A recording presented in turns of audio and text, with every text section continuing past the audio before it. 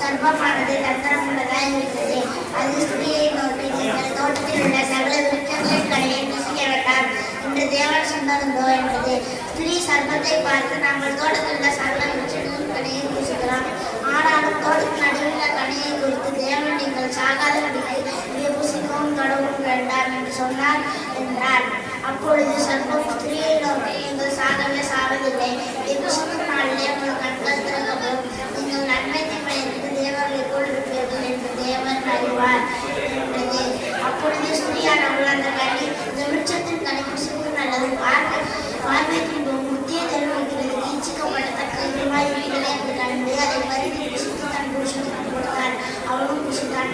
அப்பொழுது அவர்கள் இருவருடைய கண்களும் திறக்கப்பட்டது. தாங்கள் நிர்வாணிகள் என்று அறிந்து அக்கிலே வைத்து நமக்கு ஒரு அரக்க செய்ய கூறினார்கள்.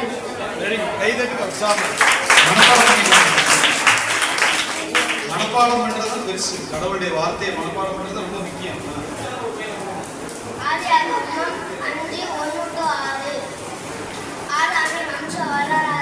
தேவன் மனுஷனை சிருஷ்டித்த நாளிலே அவர்களை தேவ சாயலாக உண்டாக்கினார். அவர்களை ஆணும் பெண்ணுமாக சிருஷ்டித்து அவர்களை ஆசீர்வதித்து அவர்களை சிருஷ்டித்த நாளிலே அவர்களுக்கு மனுஷர் என்று பெயரிட்டார். ஆதாம் 130 வயதான போது தன் சாயலாக தன் விருப்பத்தின்படியே ஒரு குமாரனை பெற்று அவருக்கு சேத் என்று பெயரிட்டார். ஆதாம் சேத்தை பெற்ற பின் 800 வருஷம் உயிரோடிருந்து குமாரர்களையும் குமாரத்திகளையும் பெற்றார். ஆதாம்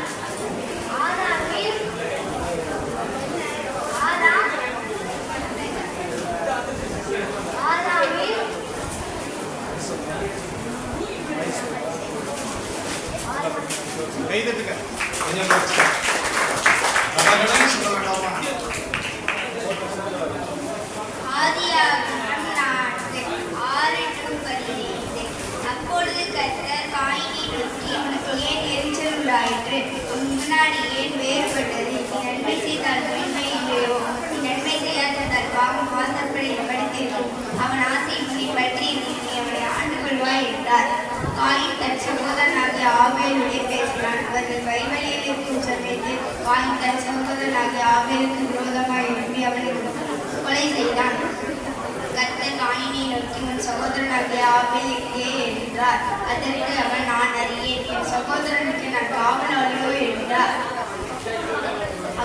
அதற்கு அவர், என்ன செய்தார்? உன் சகோதரனுடைய இரத்தத்தின் சத்தம் பூமியிலிருந்து எனக்கு கூப்பிடுகிறது. இப்பொழுது உன் சகோதரனுடைய இரத்தத்தை உன் கையிலே வாங்கிக் கொள்ள தன் வாயை திறந்ததையும் பிள்ளை சபிக்கப்பட்டிருப்பார். நீ நிலத்தை பயிரிடுவதால் தன் பலனை நீ உனக்கு கூடாது, பூமியிலே தலைவனாய் இருப்பார். அப்பொழுது காயின் கர்த்தரை நோக்கி, எனக்கு இந்த தண்டனை என்னால் சகிக்க முடியாது. இன்றைய தேசத்திலிருந்து துரத்தி விடுகிறேன். நான் சமூகத்துக்கு விலகி மறைந்து பூமியிலே தலைவனாய் இருப்பேன். என்னை கட்டி பிடிக்கிறவனை நீ கொன்று கொள்வானே என்றார். அப்பொழுது கர்த்தர் அவனை நோக்கி, காயினை கொள்ளுகிற எவன் மேலும் 7 பலி சுமரும் என்று சொல்லி காயினை கண்டுபிடிக்கிறவன் அவனை கொன்று கொடாதபடிக்கு கர்த்தர் அவன் மேல் ஒரு அடையாளத்தை கொடுத்தார்.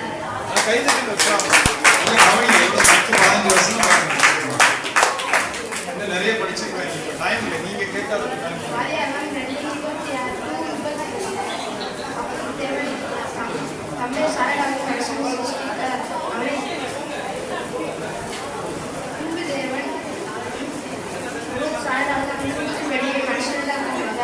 சமுத்திர பட்சங்களையும் ஆகாயத்து பறவைகளையும் மிருக ஜீவன்களையும் பூமியுடைய பூமியில் பிராணிகள் எல்லாவற்றையும் ஆளுநர்கள் என்றார். தேவன் நம்முடைய சாயலாகவே மனுஷனை சிருஷ்டித்தார்.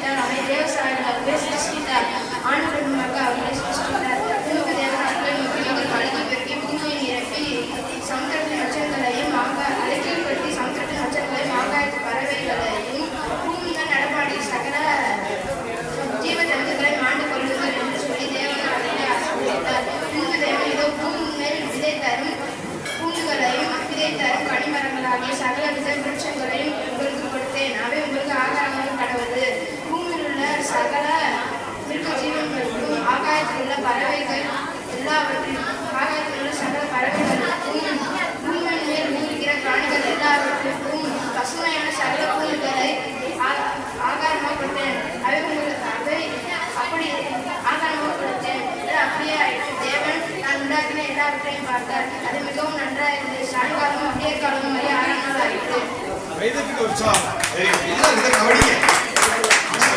மனப்பாடம் எங்க இருக்கு? மனப்பாடம் முன்னதானே உற்சாகம் பண்ணணும். உற்சாகம்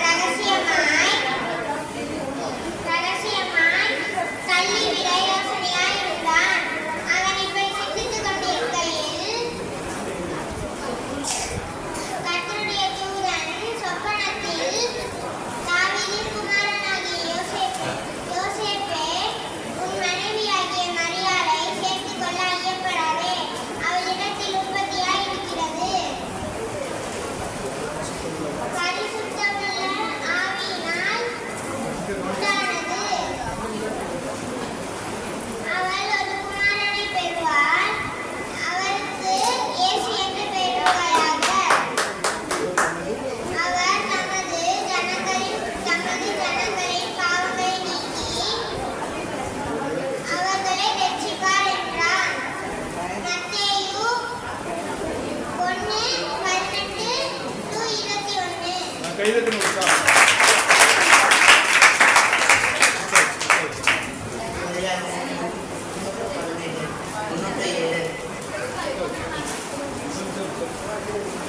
ஆபிரகாம் 90 வயதான போது கர்த்தர் ஆபிரகாமுக்கு தரிசனமாகி நான் சர்வ வல்லமையுள்ள தேவன், நீர் எனக்கு முன்பாக நடந்து கொண்டு உத்தமனாயிரு.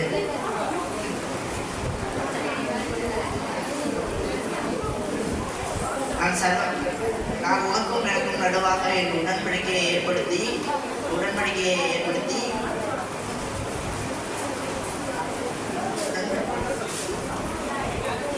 என்னை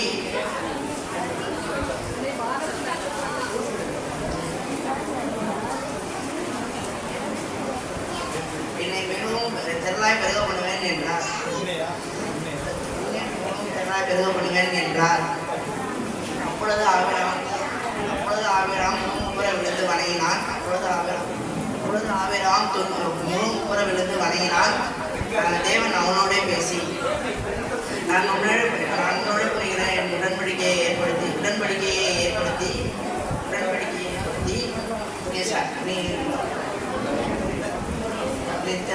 நீர் திரளான கைதட்டுக்கு உற்சாகம்.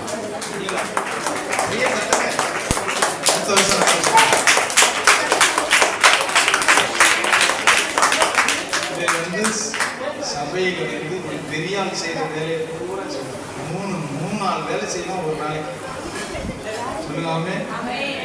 சொல்லுங்க. ஒரு தூசி இடாம கூட்டி சபையை கிளீன் பண்ணி எல்லா பெரிய ஆள் செய்கிற வேலை 3 நாள் வேலை செய்யணும். சத்தமா சொல்லுங்க. வசனம் நல்லா படிக்கணும்.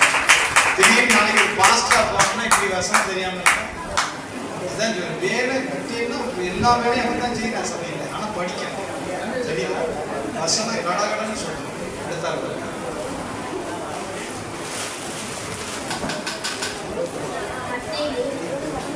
அதிகாரம் 5:1 முதல் 7 வரை. அவர் திரளான ஜனங்களை கண்டு மலையில் ஏறினார்.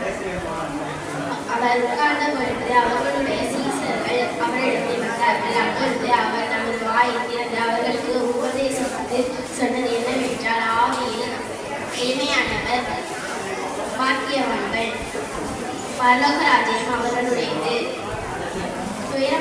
துயரப்படுகிறவர்கள் பாக்கியவான்கள், அவர்கள் ஆறுதலை அடைவார்கள். சார்ந்த குணமுள்ளவர்கள் பாக்கியவான்கள், அவர்கள் பூமியை சுத்தரித்துக் கொள்வார்கள். நீதியின் மேல் கஷ்டமாக உள்ளவர்கள் பாக்கியவான்கள், அவர்கள் திருப்தி அடைவார்கள். இரக்கமுள்ளவர்கள் பாக்கியவான்கள், அவர்கள் இரக்கம் பெறுவார்கள். கைதட்டுக்கு உற்சாகம். இந்த வருஷம் கொடுத்ததா ஸ்டாக்கா? இந்த வருஷம் கொடுத்தது படிக்கணும். பழைய ஸ்டாக்குகளை எடுத்து விடுங்க.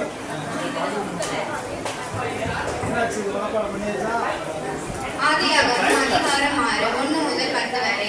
மனுஷர் பூமியின் மேல் பெருகத் துவங்கி அவர்களுக்கு குமாரத்திகள் பிறந்தபோது தேவகுமாரன் மனுஷகுமாரத்திலே அதிக சௌந்தரியம் உள்ளவர்கள்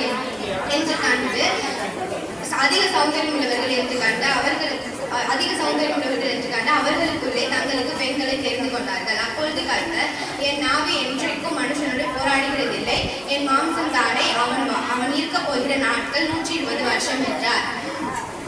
அப்போ அந்நாட்களில் இரட்சகர் பூமியிலே இருந்தார்கள். பின்பு தேவகுமாரன் மனுஷகுமாரத்திகளுடைய அந்நாட்களில் ராட்சதர் பூமியிலே இருந்தார்கள். பின்பு தேவகுமாரன் மனுஷகுமாரத்திகளோட கூடுகிறதினால் இவர்கள் அவர்களுக்கு பிள்ளைகள் பெற்ற போது இவர்களும் பூர்வத்தில் பெயர் பெற்ற மனுஷராகிய பலவான்களானார்கள். மனுஷனுடைய அக்கிரமம் பூமியில் பெருகினது என்றும் அவன் இருதயத்தின் நினைவுகளின் தோற்றமெல்லாம் நித்தமும் பொல்லாதது என்றும் கர்த்தர் கண்டு தாம் பூமியிலே மனுஷனை உண்டாக்கினதற்காக மனஸ்தாபப்பட்டார். அது அவர் இருதயத்திற்கு விசனமாயிருந்தது. அப்பொழுது கர்த்தர், நான் உண்டாக்கின மனுஷனை பூமியின் மேல் வைக்காமல் மனுஷன் முதல் கொண்டு மிருகங்கள், ஊரும் பிராணிகள், ஆகாயத்து பறவைகள் பரியந்தமும் உண்டாயிருக்கிறவைகளை நிக்கிரகம் பண்ணுவேன். நான் அவர்களை உண்டாக்கினதற்கு எனக்கு மனஸ்தாபமா இருக்கிறது என்றார். நோவாவோ கர்த்தருடைய கண்களில் கிருபை கிடைத்தது. நோவாவின் வம்ச வரலாறு. நோவா தன் காலத்தில் இருந்தவர்களுக்கு நீதிமானும் உத்தமனுமாய் இருந்தார். நோவா தேவனோட சஞ்சரித்துக் கொண்டிருந்தான். நோவா சேம், காம், யாப்பேத் என்னும் 3 குமாரனை பெற்றெடுத்தான். ஆமென்.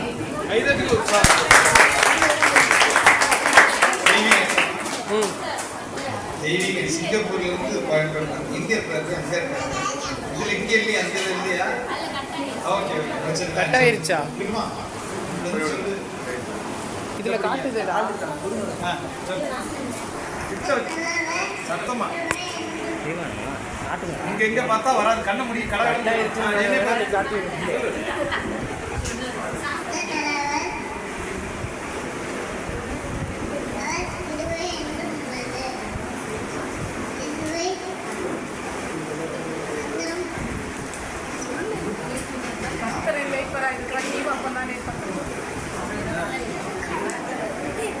சரி, அடுத்த வருஷம் நல்லா படிச்சு சொல்லுங்க. Very good. அடுத்து யாரு?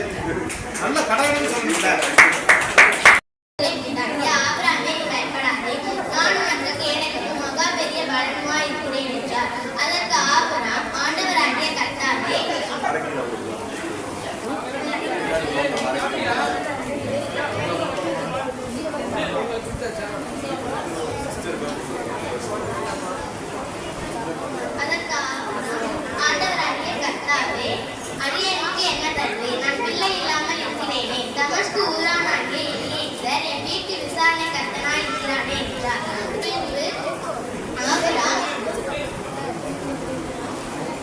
தேவரீர் எனக்கு சுத்த சந்தானம் அருளவில்லை. இதோ என் வீட்டின் மிருகத்திலே எனக்கு சுதந்திரமாய் இருக்கிறானே என்றார். அப்பொழுது கர்த்தருடைய வார்த்தை அவருக்கு உண்டார். இவர்களுக்கு சுதந்திரவாளி அல்ல, உன் கற்ப பிறப்பாய் இருப்பவனே என்றார். உன் சுதந்திரவாளியானவன் என்று சொல்லி அவரை வெளியே அழைத்து வந்து வானத்தை அண்ணாந்தவார். உன் நட்சத்திரங்களை விண்ண உன்னால் கூடுமானால் எண்ணி என்று சொல்லி பின்பு அவனை நோக்கி உன் சந்ததி இன்பமாய் இருக்கும் என்றார். ஆமென்.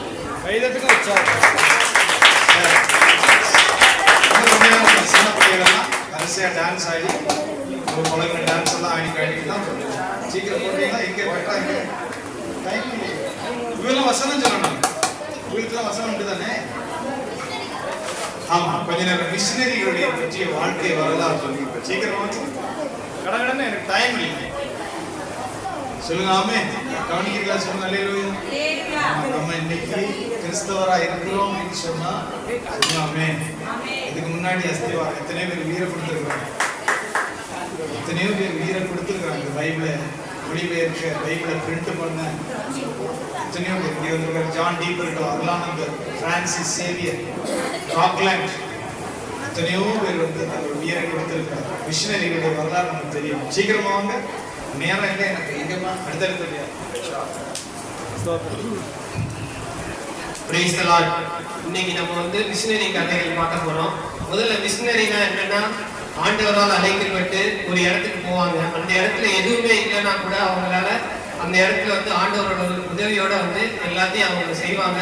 ஆண்டவருக்காக ஆத்துமக்கள் ஆதாயம் பண்ணுவாங்க. அப்படி நம்ம இன்னைக்கு பார்க்க போறது யாருன்னா ஜியூ போப். இவர் நீங்க எல்லாம் தமிழ் புக்குல வேணா பார்த்துருக்கீங்க. அவர் தமிழுக்கு ஆற்றிய தொண்டுகள் எல்லாம் பார்த்துருக்கீங்க. ஆனா இவர் வந்து வந்தது வந்து தமிழுக்காக வேலை செய்யல, ஆண்டவருக்காக வேலை செய்ய வந்தாரு. அவர் வந்து 1806ஆம் ஆண்டு வந்து கனடால பிறக்கிறாரு.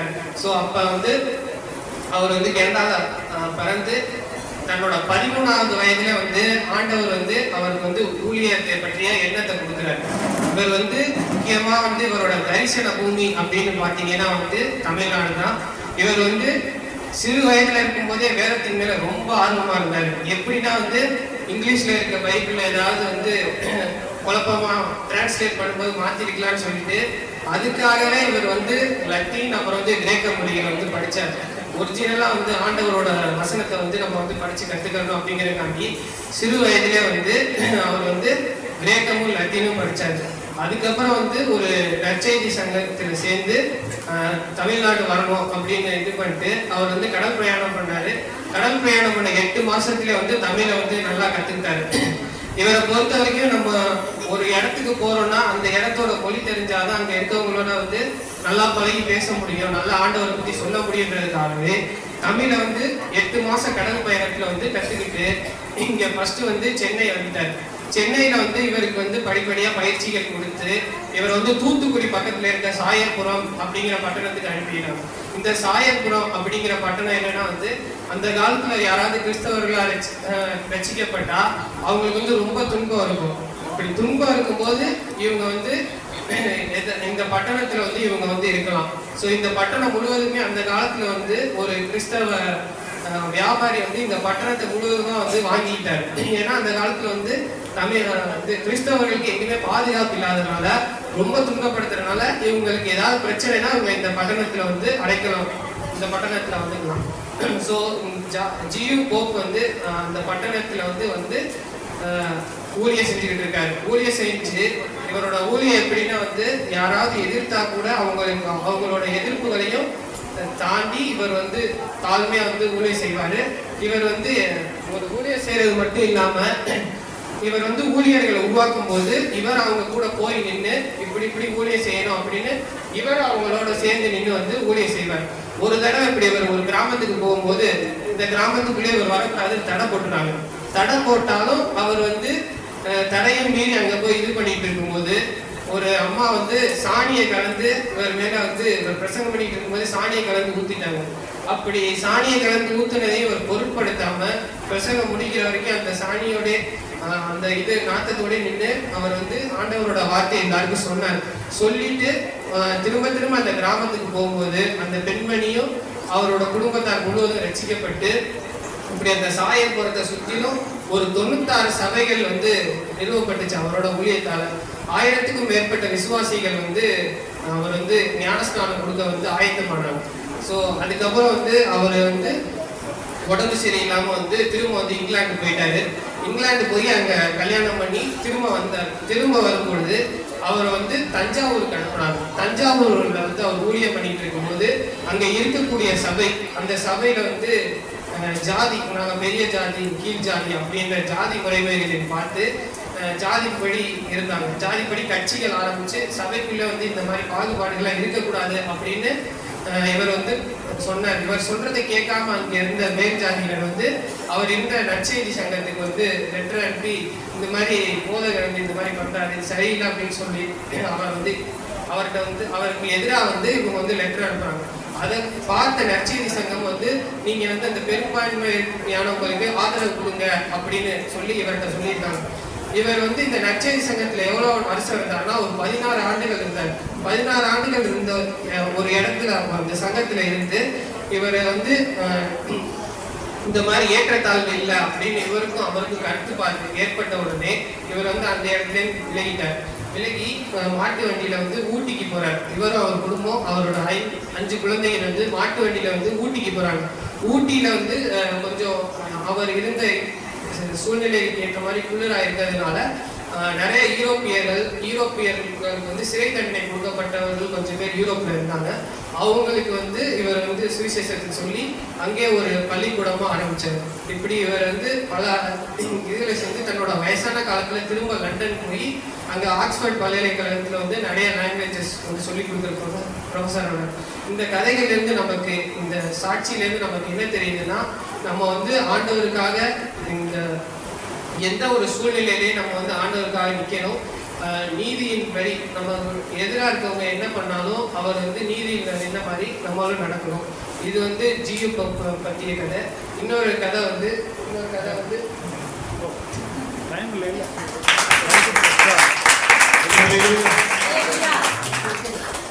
கவனிச்சு நான் சொல்லுவாங்க, சாணி கரைச்ச உளுத்தன ஊருக்கு திரும்பி போகணும்.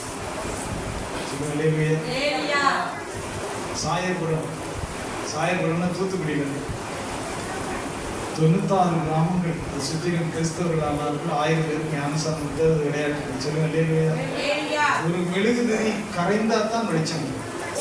மெழுகுதிரி நான் அப்படியே கல் மாதிரி இருக்கேன்னா சொல்லுங்க, ஆமே. கற்றுக் கொடுக்குறோம். தேவ மனுஷன் இங்கிலாந்துலேருந்து வந்து தூத்துக்குடி கூட கத்தருக்காக ரோட்டில் அலைஞ்சு சுவிசேஷம் சொல்லுங்க. ஜி போப் தமிழ் புஸ்தகத்தில் ஒரு தமிழ் மாணவன் ஒரு ஜி போப் நம்மளை தியாகம் பண்ணாம ஒரு சுவிசேஷம் அறிவிக்காம ஒரு இடத்துக்கு போகாம ஊழியமே வளரலாம். சொல்லுங்க, சீக்கிரமாக எனக்கு நேரம் கிடையாது, கடகடன் வரணும், ஸ்பீடா முடிக்கணும், டக்கு நாங்கள் சுருக்கம். இன்னைக்கு நான் உங்களுக்கு சொல்ல போற மிஷனரியோட சாட்சி வந்து பெர்பெச்சுவா அண்ட் ஃபெலிசிட்டஸ். இவங்க வந்து கிறிஸ்து பிறந்ததுக்கு 3 நூற்றாண்டுக்கு அப்புறம் ரோமாபுரியில் செப்டிமஸ் செவரோஸ் அப்படின்ற ஒரு கொடுங்கோலன் வந்து ஆட்சி பண்ணிட்டு வராரு. அந்த டைம்ல வந்து அந்த ராஜா வந்து ராயனை தவிர வேற யாரையுமே வந்து நீங்க வணங்கக்கூடாது அப்படின்னு சொல்லி ஒரு கட்டளை போடுறாரு. அதனால கிறிஸ்தவர்களுக்கெல்லாம் வந்து ரொம்ப கஷ்டம் வந்து கிறிஸ்தவங்களை வந்து சிறை பிடிச்சு அவங்கள வந்து கொலை பண்றாங்க. அந்த டைம்ல வந்து கிறிஸ்தவர்களை கொலை பண்றதை வந்து ஒரு பொழுதுபோக்காவே வந்து அந்த ராயன் வந்து ஏற்படுத்தி வச்சிருந்தாரு. அந்த மாதிரி நடந்துட்டு இருக்க டைம்ல தான் வந்து புதுசா வந்து பெர்பெச்சுவா அண்ட் ஃபெலிசிட்டஸ் வந்து ரட்சிக்கப்பட்டு கிறிஸ்துவுக்குள்ள நடத்தப்படுறாங்க. ஃபெலிசிட்டஸ் வந்து ஒரு அடிமை பெண், ஆனால் பெர்பெச்சுவா வந்து ஒரு ராஜ குடும்பத்தை சேர்ந்த ஒரு பெண்மணி. அந்த டைம்ல வந்து அவங்க ரட்சிக்கப்பட்டு ஒரு சபை கூடுகையில வந்து கலந்துட்டு இருக்கப்போ ஒரு நாள் வந்து ஒரு ஜெபக்கூட்டத்தில் வந்து இந்த பெர்பெச்சுவாவும் ஃபெலிசிட்டஸும் கலந்துக்கிறாங்க. அப்போ வந்து அந்த ரோம போர் வீரர்கள் வந்து அந்த வீட்டுக்குள்ள வந்து கதவை உடைச்சிட்டு உள்ள வந்துடுறாங்க. உள்ள வந்து இந்த 2 பேரையும் வந்து கைது பண்ணி கூட்டிட்டு போயிடுறாங்க. நீங்க வந்து ராயனோட கட்டளையை மீறி இயேசு கிறிஸ்துவை வந்து கும்பிட்டீங்க அப்படின்னு சொல்லி இவங்க 2 பேரையும் கொண்டு போய் சிறையில் அடைச்சிடுறாங்க. சிறையில் அடைச்சதுக்கு அப்புறம் ஃபெலிசிட்டஸ் வந்து ஒரு நிறைமாத கர்ப்பிணியா இருக்காங்க. அவங்க வந்து அந்த சிறைச்சாலைக்குள்ள போய் ரொம்ப கஷ்டப்படுறாங்க. பெர்பெச்சுவாவுக்கு வந்து ஒரு ஆண் குழந்தை இருந்துச்சு. அந்த ஆண் குழந்தையும் வந்து பெர்பெச்சுவா கிட்ட இருந்து அவங்க பிரிச்சிடறாங்க. பெர்பெச்சுவோட அப்பா வந்து ராஜ குடும்பத்தை சேர்ந்தவர்ன்றனால அவங்க வந்து சோல்ஜர்ஸ் கிட்ட பர்மிஷன் கேட்டுட்டு பெர்பெச்சுவாவை வந்து நான் காப்பாற்றணும் அப்படின்னு சொல்லி சிறைச்சாலைக்குள்ள வராரு. சிறைச்சாலைக்குள்ள வந்து பெர்பெச்சுவா கிட்ட வந்து ரொம்ப அழுகிறாரு. நீ வந்து ஒரே ஒரு தடவை வந்து இந்த ராயனோட சிலையை கும்பிட்டுட்டு நீ வெளியே வந்துட்டீங்கன்னா அதுக்கப்புறம் உனக்கு பிடிச்ச மாதிரி நீ வாழ்ந்துக்கோ, நான் அவனை எதுவும் கேட்க மாட்டேன், ஒரே ஒரு தடவை மட்டும் இந்த ராயனோட சிலையை கும்பிடு அப்படின்னு சொல்லி ரொம்ப அழுது கெஞ்சுறாரு. அதுக்கு பெர்பெச்சுவா சொல்றாங்க, இல்லப்பா நான் வந்து சத்தியத்தை அறிஞ்சதுக்கப்புறம் நான் வந்து அதை மறுதளிக்க முடியாது அப்படின்னு சொல்லி பெர்பெச்சுவா அப்பாவோட வேண்டுகோளை வந்து மறுத்துறாங்க. பெர்பெச்சுவாவோட அப்பா ரொம்ப சோகமாக சிறைச்சாலையை விட்டு கடந்து போயிடுறாரு. அந்த டைமில் நிறைமாத கர்ப்பிணியான ஃபெலிசிட்டஸ் ஒரு மூலையில் போய் ரொம்ப சோகமாக உட்காந்துருக்காங்க. அப்புறம் பெர்பெச்சுவா கேட்குறாங்க, ஏன் நீ சோகமாக உட்காந்துருக்க, நீ சாக போகிறது நினச்சி உனக்கு பயமாக இருக்கா அப்படின்னு சொல்லி கேட்குறாங்க. ஏன்னா 2 பேருக்குமே வந்து அந்த ராயன் வந்து மரண தண்டனை விதிச்சிடுறாரு. அப்போ ஃபெலிசிட்டஸ் சொல்கிறாங்க, இல்லை நான் வந்து சாக போகிறத நினச்சி எனக்கு வந்து பயமா இல்லை, நான் தேவனுடைய ராஜ்யத்துக்குள்ள பங்கடைகிறத நினச்சி எனக்கு வந்து சந்தோஷம் தான். ஆனால் நிறைமாத கர்ப்பிணியாக இருக்கிற ஒரு பொண்ணை ரோமாபுரியின் சட்டத்தின் அடிப்படையில் அவங்க வந்து மரண தண்டனை வந்து அவங்களுக்கு வந்து விதிக்கக்கூடாது. அதனால என்னால் கிறிஸ்துவுக்காக மறிக்க முடியாமல் போயிடுமோன்றதுக்காக தான் எனக்கு வருத்தமாக இருக்குது அப்படின்னு சொல்கிறாங்க. அது பெர்பெச்சுவா சொல்கிறாங்க, நீ கவலைப்படாத, நம்ம 2 பேருமே சேர்ந்து தேவனுடைய ராஜ்யத்துக்குள்ளே போகலாம் அப்படின்னு சொல்கிறாங்க. கொஞ்ச நாளுக்கு அப்புறம் ஃபெலிசிட்டஸ்க்கு வந்து பிரசவ வலி வந்துடுது. அவங்க வந்து ரொம்ப அலறி துடிக்கிறாங்க. அப்போது சுற்றில இருக்கிற காட்ஸ் எல்லாம் வந்து ஃபெலிசிட்டஸை பார்த்து கிண்டல் பண்ணுறாங்க. இந்த பிரசவ வலியை உன்னால் தாங்க முடியலையே, அப்புறம் எப்படி நீ வந்து இந்த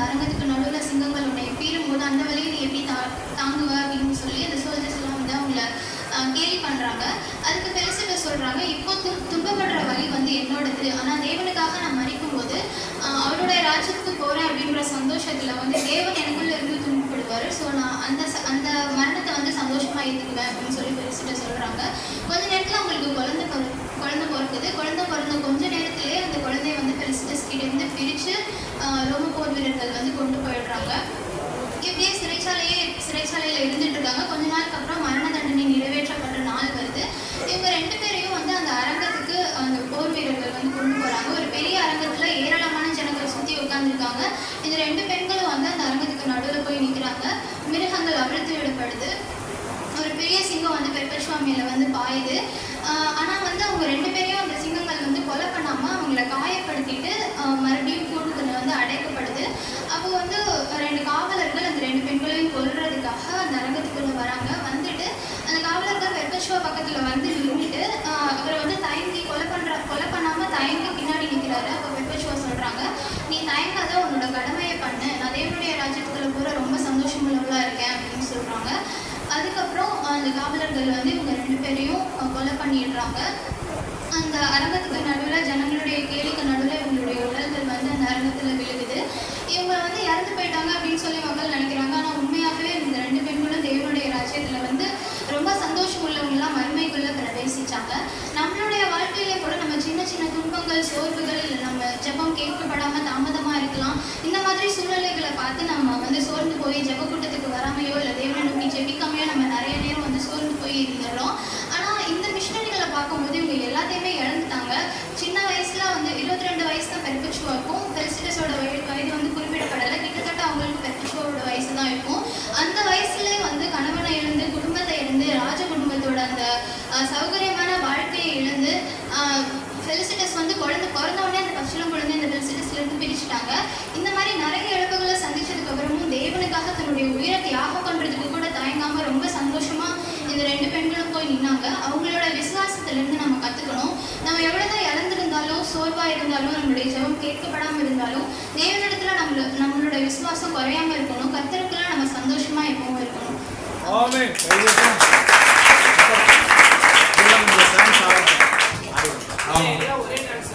அப்படியா? சின்ன பிள்ளை டான்ஸ் தனித்தனியா இல்லையா? ஆமா, மக்களுக்கு மணி பார்க்கக்கூடாது. கடகடன்னு சொல்லி சுருக்கமா. எனக்கு பிரச்சனை இல்லை, நான் சாயங்காலம் வரைக்கும் இருந்து கேட்பேன். இங்கே ஆள் போனலாம் அவருக்கு சமைக்கிறது. பேசலாம். நம்ம இன்னைக்கு எந்த மிஷினரியை பற்றி பார்க்க போகிறோம்னா தெர்த்துலியன். இவர் வந்து கிறிஸ்துவுக்கு பின் 160ஆம் ஆண்டு பிறக்கிறாரு. எங்கன்னா காத்தேஜ் அப்படிங்கிற ஒரு இடத்துல, துனிஷியா அப்படிங்கிற ஒரு நாட்டில் பிறக்கிறாரு.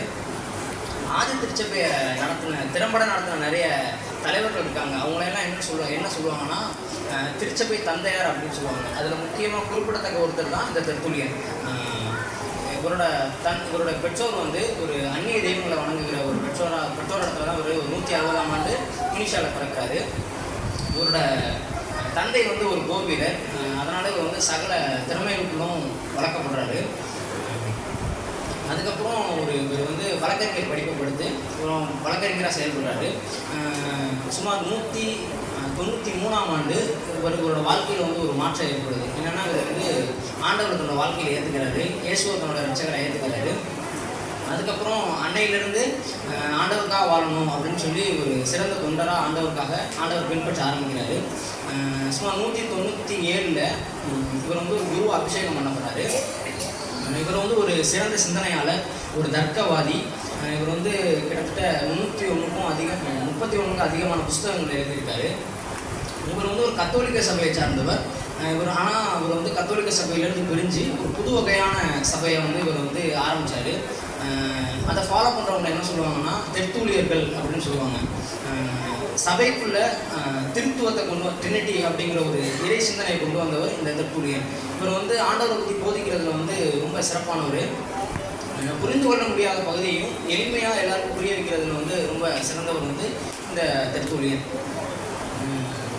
பிற மதத்தவர்களோட கேள்விகளுக்கும் இவர் வந்து தர்க்க ரீதியாக பதிலளிக்கிறதுல வந்து இவருக்கு இணை வந்து யாருமே கிடையாது. ஆண்டவர் இடத்துலேருந்து அந்த அளவுக்கு ஒரு அற்புதமான ஞானத்தை வச்சுருந்தார். திருச்சபைக்கு கிடைச்ச ஒரு வரப்பிரசாதம்னு ஒரு சொல்லுவாங்க. அதே போல் நம்முடைய வாழ்க்கையிலையும் இவரை போலவே நம்ம ஆண்டவருக்காக வாழ்ந்து பின்ன சின்ன அடுத்து நம்ம கிறிஸ்தவ வர்றாங்கல்ல அவங்களுக்கு நம்ம வந்து முன்மாதிரியாக எடுத்துக்காட்டாக இருக்கணும்.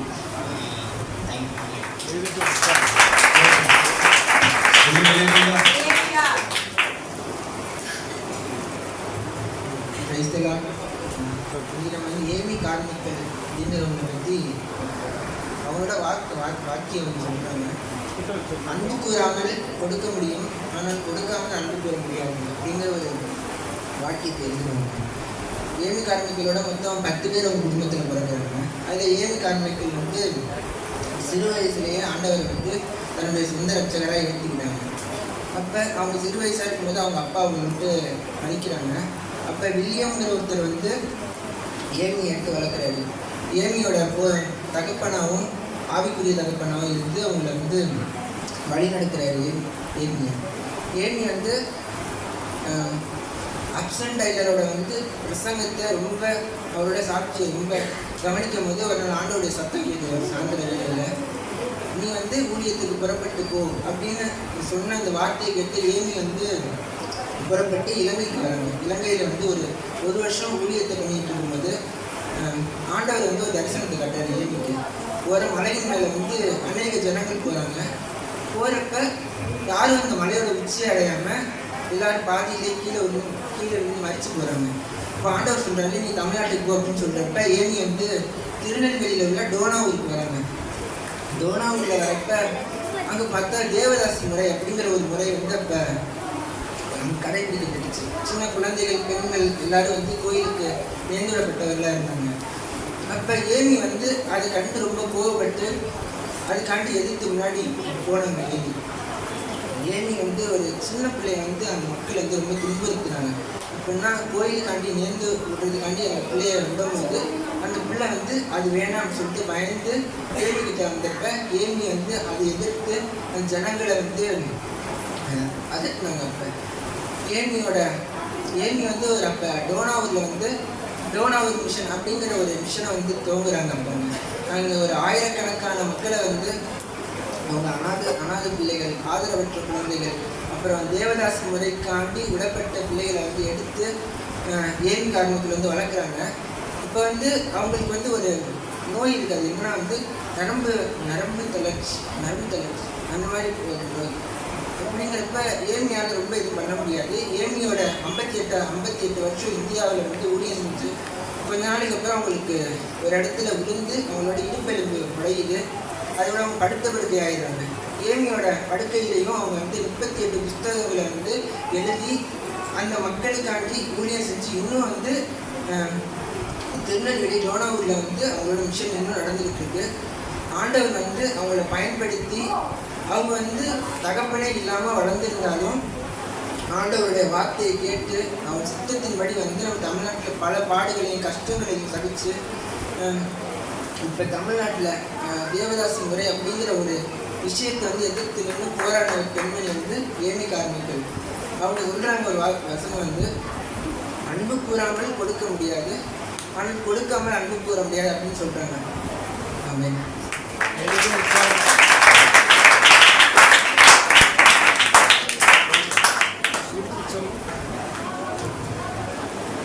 சொல்கிறோம். நம்ம இன்னைக்கு யாரை பற்றி பார்க்க போகிறோம்னா ராபர்ட் டி நொபி. இவர் வந்து பிற சமயத்தரும் இறைமக்களே அப்படிங்கிற ஒரு வாக்கியத்தை எழுதுறவங்க. இவர் வந்து இத்தாலியாவில் டஸ்கேனிங்கிற ஊரில் 1527 பிறக்கிறாங்க. இவர் வந்து சிறு வயதிலே இருந்தே கர்த்தருடைய வாக்கம் எல்லாத்தையும் சொல்லணும், கர்த்தருடைய சுவிசேஷம் பண்ணணும் அப்படிங்கிற ஒரு மிகுந்த ஒரு வலிமை பெற்றவர். இவர் வந்து இந்தியாவுக்கு 1605 இந்தியாவுக்கு வராரு. இந்தியாவில் வந்து பல இடங்களில் சுவிசேஷம் பண்ணுறாரு. 1606 மதுரைக்கு வராரு, நம்மளோட மதுரைக்கு வராரு. மதுரைக்கு வந்து அப்போ வந்து என்னன்னா முகாலய மன்னர்கள் வாழ்ந்த காலகட்டம்.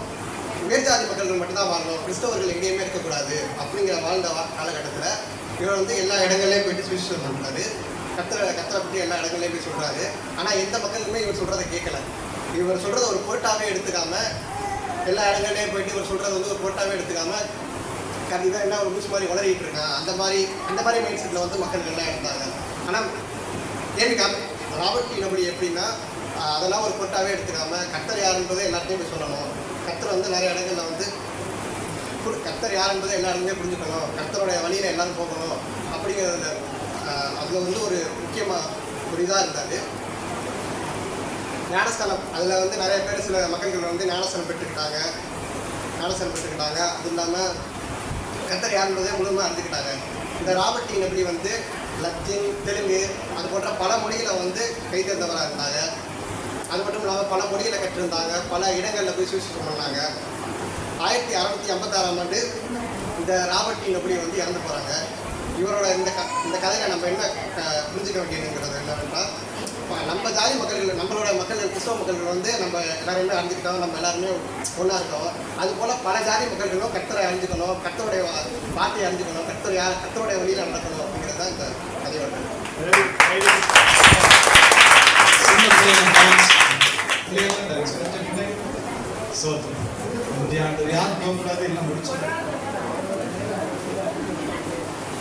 கொஞ்சம் இடம் வேணுமா, அவங்கெல்லாம் டான்ஸ் ஆடுறதுக்கு. அவ்வளோ பேர் கொஞ்சம் பின்னாடி போயிருக்காங்க, கொஞ்சம் பின்னாடி போனீங்கன்னா கொஞ்சம் அந்த பெஞ்சை தட்டிக்கோமா, பெஞ்சு தரணுமா, தேவை கொஞ்சம்.